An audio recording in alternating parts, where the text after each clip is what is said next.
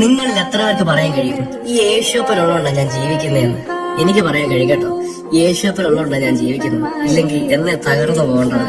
ഈ പ്രത്യാശയുള്ള ജീവിതം ഉണ്ടല്ലോ, അത് ഈ ക്രിസ്തുവിനെ അറിഞ്ഞാൽ മാത്രമേ പറ്റത്തുള്ളൂ.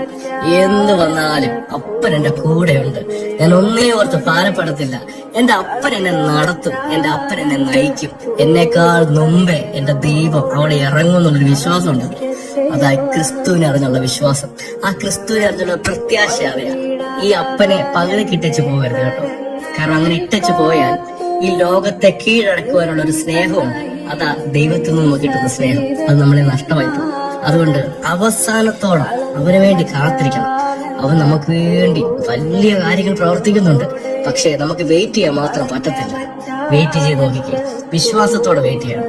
വിശ്വാസത്തോടെ, ആ പ്രത്യാശയോടെ നിൽക്കുക. ദൈവം നിന്റെ ജീവിതത്തിൽ വലിയ വലിയ മാറ്റങ്ങളും അനുഗ്രഹങ്ങളും കൊണ്ടുതരും. ആമേൻ.